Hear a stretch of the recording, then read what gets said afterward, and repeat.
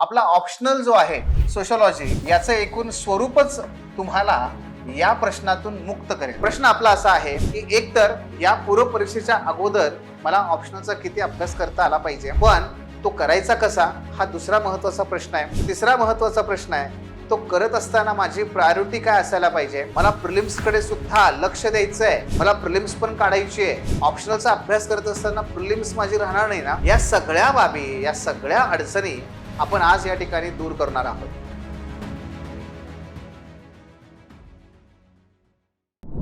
2026 मध्ये आपल्याला परीक्षा तर द्यायची आहे, मात्र वेळेकडे बघितलं, कॅलेंडरची पानं बघितली तर ती मात्र फार कमी आहेत. जवळपास UPSCची परीक्षा असू दे नाहीतर MPSCची परीक्षा असू दे, दोन्ही परीक्षा मे महिन्यामध्ये एका आठवड्याच्या अंतराने संपन्न होत आहेत.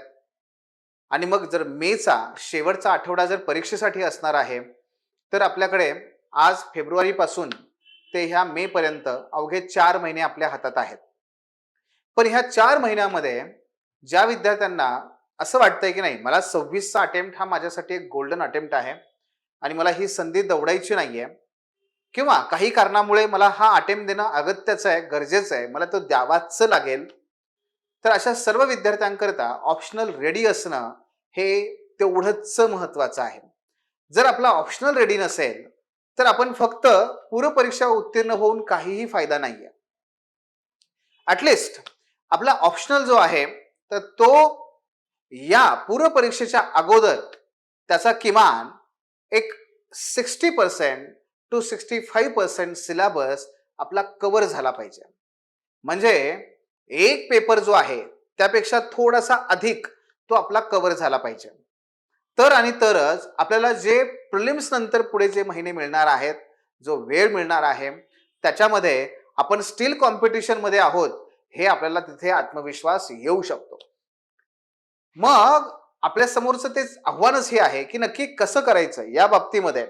मित्रांनो, यामध्ये कसं करायचं याच्यापेक्षा आपला ऑप्शनल जो आहे सोशोलॉजी याचं एकूण स्वरूपच तुम्हाला या प्रश्नातून मुक्त करेल.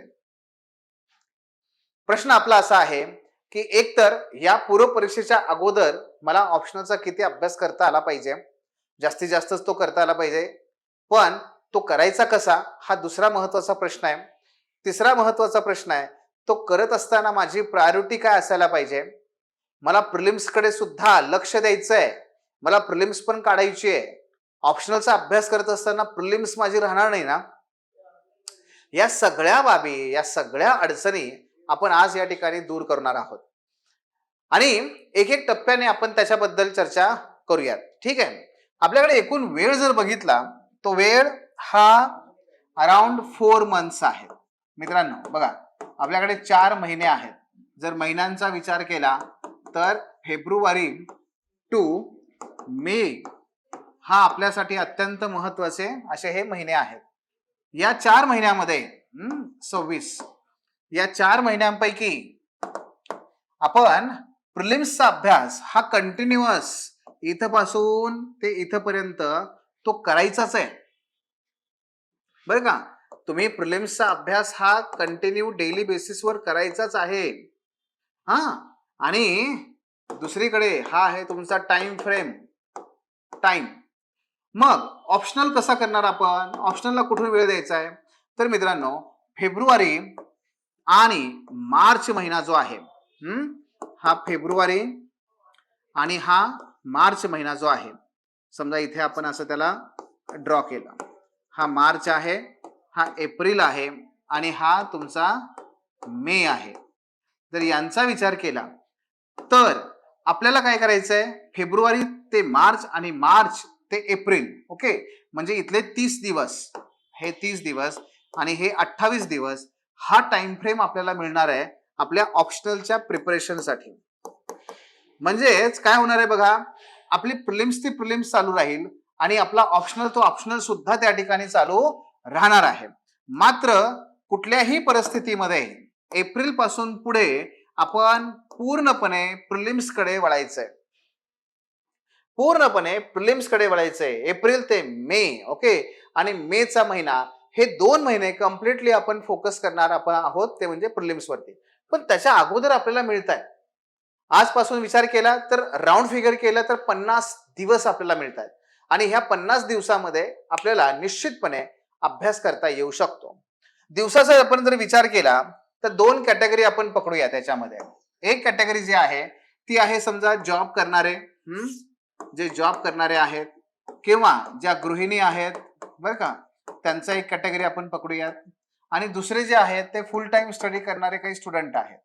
ओके, फुल टाइम स्टडी करणारे स्टुडंट्स, या दोघांचा जर विचार केला, जे फुल टाइम करणारे आहेत त्यांचा दिवस हा नाही म्हणलं तरी किमान 10 ते 12 तासांचा असतो.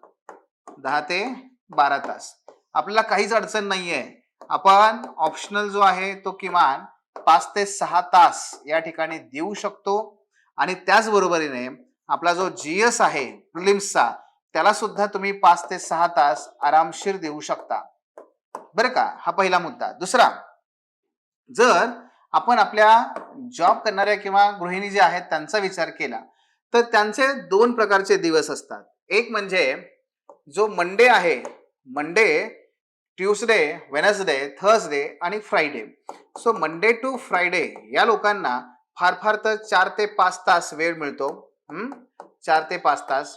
आणि वीकेंड जो आहे सॅटर्डे आणि संडे हा जो आहे त्याचा विचार केला तर इथे मात्र किमान 10 तास मिळू शकतात. मित्रांनो, या ठिकाणी साधं सोपं याचं लॉजिक असं ठेवता येतं की पहिला ऑप्शन आपण काय करू शकतो, या मंडे टू फ्रायडे मध्ये तुमचा जो जीएस आहे प्रिलिम्सचा त्याचा अभ्यास करणे आणि ऑप्शनल हे कम्प्लिटली आपण काय करायचे सॅटर्डे आणि संडेला ठेवायचे.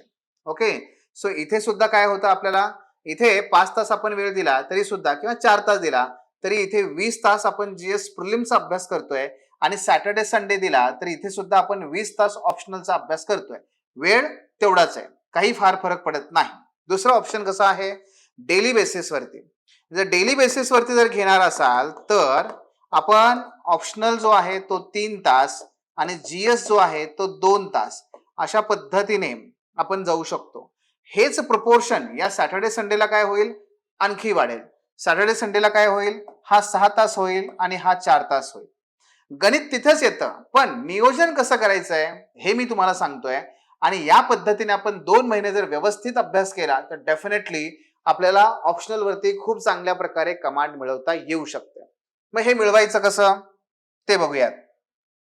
हे करत असताना सोशोलॉजी आपला जो आहे बरं का, पहिल्यांदा तर बिंदास्त रहा आणि निर्धास्त रहा. का, कारण हा विषयच मुळामध्ये तुम्हाला खूप मदत करणार आहे. पहिलं याचं कारण आहे ते म्हणजे काय, बघा या विषयासाठी तुम्हाला काही अगोदर एनसीईआरटी वाचाव्या लागतील, स्टेट बोर्ड वाचाव्या लागतील असं काही नाही. तुम्ही डायरेक्ट स्टार्ट करू शकता आणि त्याच्यामुळे तुमचा वेळ वाचेल. सो डायरेक्ट तुम्ही स्टडी सुरू करू शकता, काहीच अडचण नाही. दुसरा फायदा याचा तो म्हणजे काय, जो आपला विषय आहे तो ऑलमोस्ट तुम्हाला नोन आहे, माहिती असलेला आहे, त्यामुळे तुम्हाला याच्यात ना अडचण येत नाही.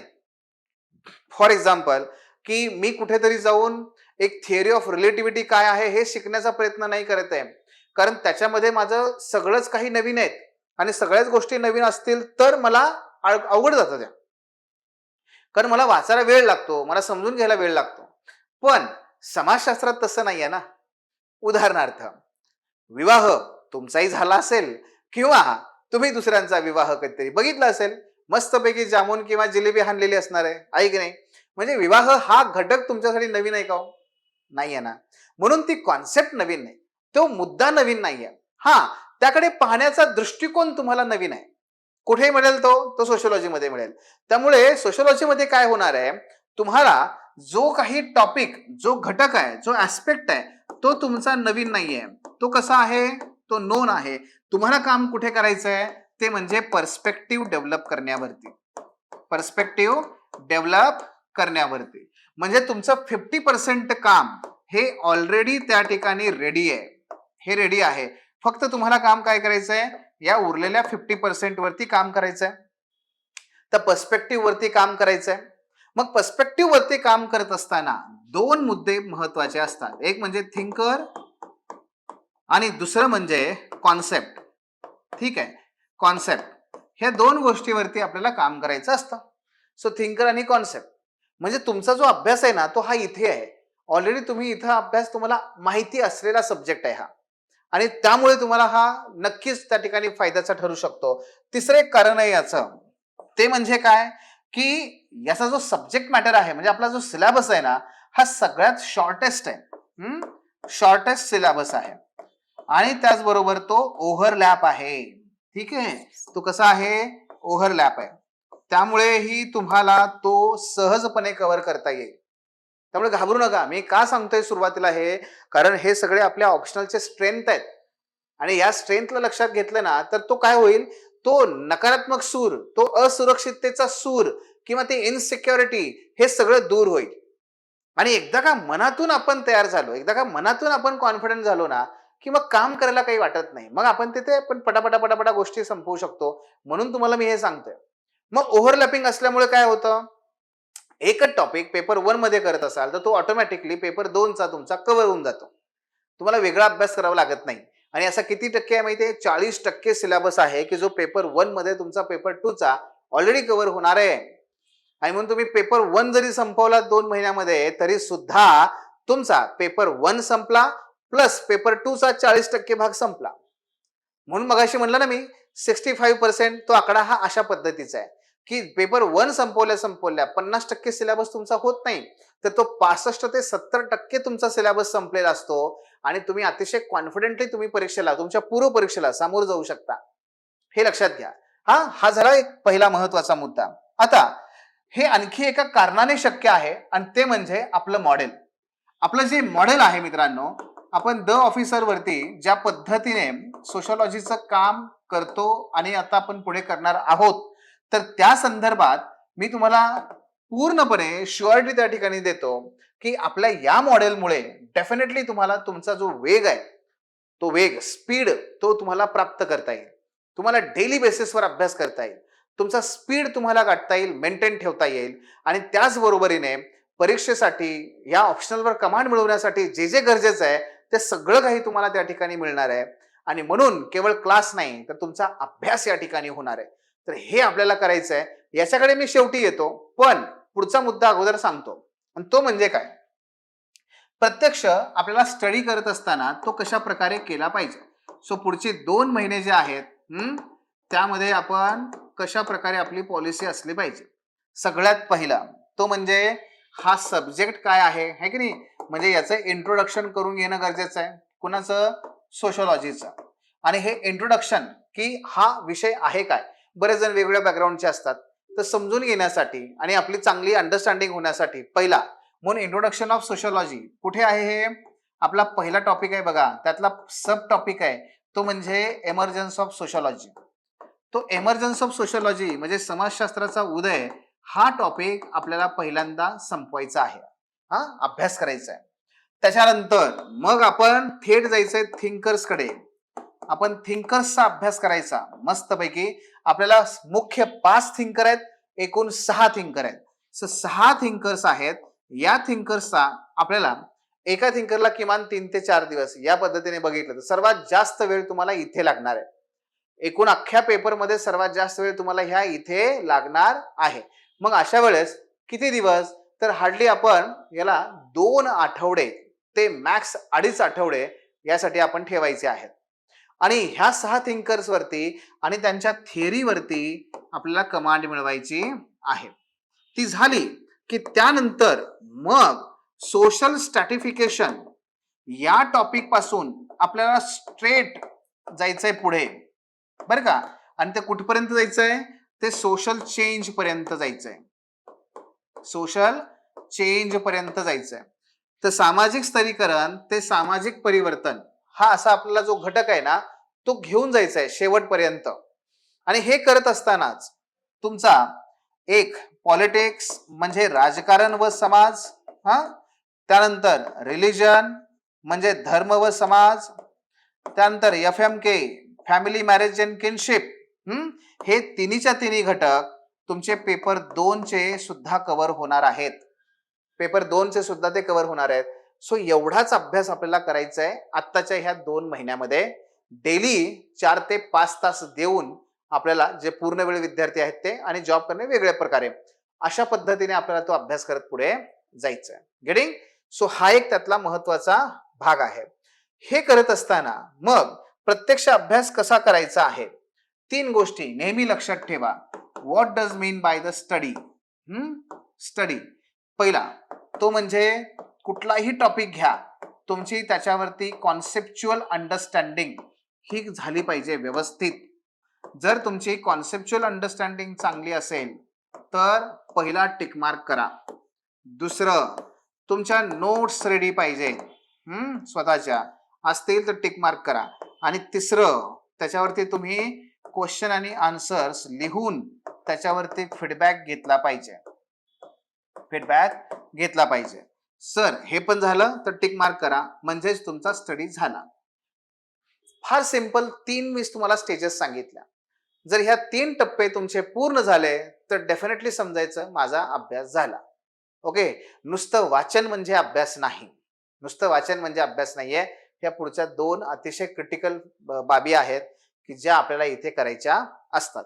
त्यानंतर हे करत असताना एक महत्वाचं आव्हान तुमच्या समोर असणार आहे, ते म्हणजे सोर्सेस कुठले वापरू आणि किती वापरू. मित्रांनो, तुम्ही इंग्लिश मीडियम मधून तयारी करत असाल किंवा तुम्ही मराठी मीडियम मधून तयारी करत असाल, दोघांसाठी सुद्धा जो सगळ्यात महत्वाचा आहे तो म्हणजे काय, ते म्हणजे क्लास नोट्स. ज्या क्लास नोट्स आहेत त्या अतिशय महत्वाच्या आहेत. त्याच्यावरतीच पहिला तर तुम्ही बेस राहिलं पाहिजे. सो क्लास नोट्स हा तुमचा बेस असावा. ठीक आहे. त्याचबरोबर जे आपण आपल्या लेक्चर मध्ये कंटिन्युअस अपडेट करतो त्या पीपीटी, हा तुमचा बेस असला पाहिजे. आणि तिसरं, जिथे जिथे जो टॉपिक आपण अभ्यासतो का नाही, त्या टॉपिक करिता तुम्हाला एक रीडिंग सजेशन सांगितलं जातं.